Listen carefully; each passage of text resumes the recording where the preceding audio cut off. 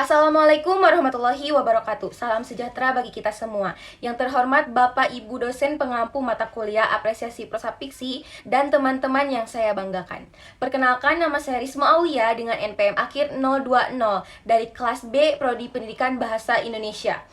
Pada kesempatan kali ini, saya akan menyampaikan ulasan novel, yaitu novel lakon yang ditulis kemudian, karya Bode Rizwandi. Nah, teman-teman, jadi novel lakon yang ditulis kemudian ini tuh merupakan novel yang mengangkat persoalan kehidupan manusia dengan berbagai konflik sosial dan pergulatan batin di dalamnya.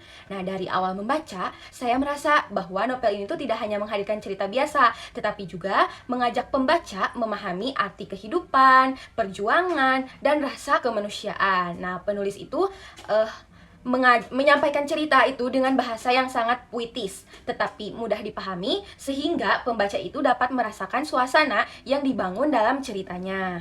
Novel ini itu menceritakan tentang perjalanan hidup tokoh-tokohnya yang mana dipenuhi berbagai persoalan. Setiap tokoh itu memiliki luka, harapan, dan perjuangan masing-masing dalam menghadapi kenyataan hidupnya. Nah, kehidupan dalam novel itu digambarkan seperti sebuah lakon yang terus berjalan dan belum selesai dituliskan. Melalui cerita tersebut, penulis itu memperlihatkan bahwa kehidupan manusia itu tidak selalu berjalan sesuai dengan harapan, tetapi manusia itu harus tetap bertahan dan mencari makna dari setiap peristiwa yang dialami.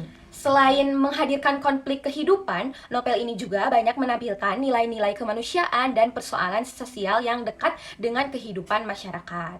Nah, pembaca itu diajak memahami bagaimana seseorang itu menghadapi tekanan hidup, rasa kehilangan, dan hubungan dengan orang lain. Hal itulah yang membuat cerita dalam novel ini tuh terasa menjadi realistis dan mampu menyentuh perasaan pembaca.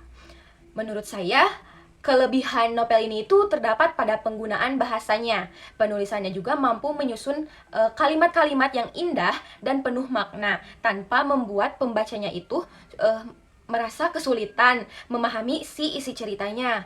Terus selain itu, penggambaran suasana dan emosi tokohnya juga sangat terasa kuat gitu, sehingga pembaca itu dapat ikut merasakan kesedihan, kegelisahan, maupun harapan yang dialami tokoh-tokohnya. Nah, novel ini juga memiliki banyak nilai moral, seperti nilai perjuangan, kepedulian sosial, keteguhan hati, dan pentingnya memahami kehidupan dengan sudut pandang yang lebih luas. Nah, untuk apresiasi saya terhadap novel ini itu adalah karena novel ini itu bukan hanya menjadi sebuah hiburan, tetapi juga memberikan pelajaran kehidupan bagi pembaca. Setelah membaca novel ini, pembaca itu dapat belajar bahwa setiap manusia itu memiliki cerita dan perjuangannya sendiri. Selain itu, novel ini juga dapat membantu pembaca lebih peka gitu terhadap keadaan sosial dan persoalan manusia di sekitar mereka. Nah, jika dikaitkan dengan kriteria bahan ajar sastra, menurut B. Rahmanto, novel ini tuh layak dijadikan bahan ajar karena memenuhi aspek bahasa, psikologi, dan latar budaya. Dari aspek bahasa, penggunaan bahasanya cukup komunikatif dan masih dapat dipahami oleh peserta didik SMA. Dari aspek psikologi, konflik yang diangkatnya itu sesuai dengan perkembangan remaja yang mana sedang belajar memahami kehidupan sosial dan emosional. Kalau dari aspek budaya, novel ini tuh menggambarkan kehidupan masyarakat yang dekat dengan realitas sosial, sehingga dapat menambah pemahaman siswa terhadap lingkungan sosial dan sekitarnya. Nah, selain itu, menurut Sayuti, bahan ajar sastra yang baik itu harus memiliki nilai estetis dan edukatif. Nah, novel ini tuh memenuhi kedua aspek tersebut karena memiliki bahasa sastra yang indah sekaligus mengandung banyak nilai kehidupan yang dapat dipelajari oleh siswa.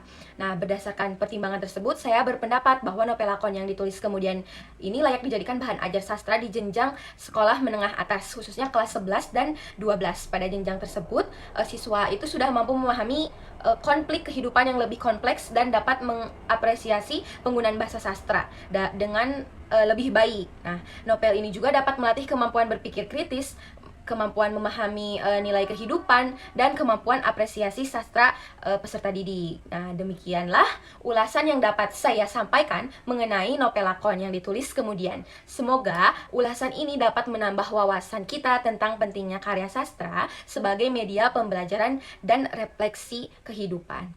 Sekian, terima kasih atas perhatian teman-teman semua. Wassalamualaikum warahmatullahi wabarakatuh.